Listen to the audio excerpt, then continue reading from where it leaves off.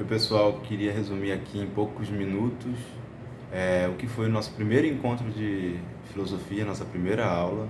Para quem não me conhece, sou o professor Pedro, é, formado em filosofia, licenciado, mestre, doutor em filosofia. Estudei temas ligados à filosofia política contemporânea, sobretudo o tema do racismo e da segurança.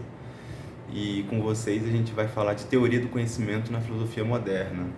E eu queria resumir aqui, estou com um quadrinho aqui para mostrar, uma pequena linha do tempo, que é como se divide tradicionalmente a história da filosofia em antiga, medieval, moderna e contemporânea.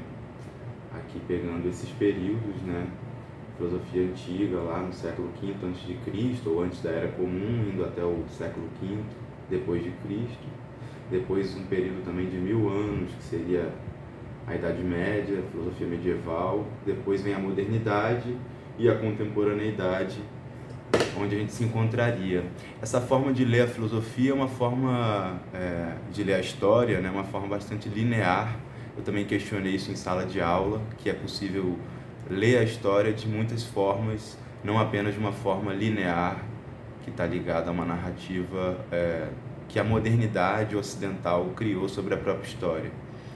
Então é interessante a gente, claro, conhecer essa narrativa, essa visão, que segue sendo a visão dominante que a gente aprende, a gente reparte a história dessa forma no Ocidente, mas a gente está aqui também para conhecer a história, ao mesmo tempo questionar a forma como ela é narrada, pensar outras narrativas, outras formas de pensar os discursos sobre o tempo, a marcação do tempo, dos calendários, e também a nossa forma de fazer ciência e filosofia podem ser afetadas por essa releitura crítica, uma releitura crítica do cânone filosófico, do cânone jurídico, do cânone religioso, né? O cânone seria um conjunto de textos considerados os mais importantes por uma tradição, textos, autores, assuntos, temas, conceitos. E fazer a crítica desse cânone não significa jogar ele fora de uma vez, não significa dizer que ele está errado e pronto. Fazer a crítica de qualquer coisa, eu também pontuei isso em aula, significa mostrar as condições de possibilidade dessa coisa que a gente está analisando.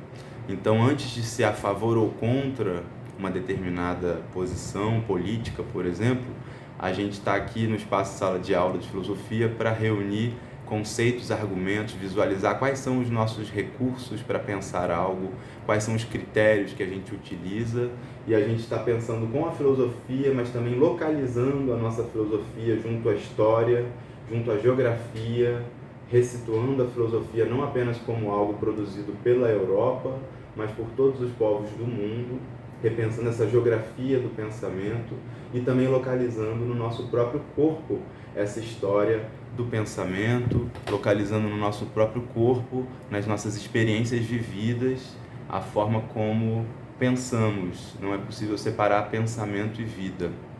Então a gente vai reler o conhecimento, a teoria do conhecimento, o ato de conhecer, a partir do próprio cânone da história da filosofia, lá na modernidade, começando com o século XVI até o XIX, Descartes, por exemplo, no racionalismo, os filósofos empiristas, a filosofia crítica de Kant, e depois a crítica da metafísica com o filósofo Nietzsche. E esse caminho é um caminho bem tradicional, né? Filósofos europeus, homens brancos, e a gente está aqui para também pensar como que na história do Brasil, na história da colonização, outros critérios, outros valores, outros povos, outros corpos compõem também os nossos saberes, as nossas verdades. Então é uma releitura crítica da filosofia, relendo, né, os manuais de filosofia, os livros didáticos, os textos consagrados pela tradição, mas também atentos ao nosso tempo presente, atentos aos problemas que nos dizem respeito aqui agora. E aí vários problemas, várias situações que vocês mesmos, vocês mesmas vão poder listar, mapear, reconhecer e ver até que ponto a filosofia pode sim ser uma ferramenta, as filosofias podem ser ferramentas para pensar, para se posicionar e para viver melhor. E aí a nossa disciplina de filosofia nesse período, com o quarto período, funciona com base na autonomia, na liberdade, numa ideia de responsabilidade coletiva pelo que acontece. Esse material aqui, ele é para ajudar a gente a recuperar um pouco do que foi falado nas aulas e também para ajudar os estudantes, as estudantes que não podem acompanhar presencialmente por algum motivo, a também se situarem no que a gente vem discutindo em sala de aula. Então aguardem aí também os próximos vídeos, acompanhem os materiais, textos, vídeos base para essa disciplina. Até breve. Um abraço.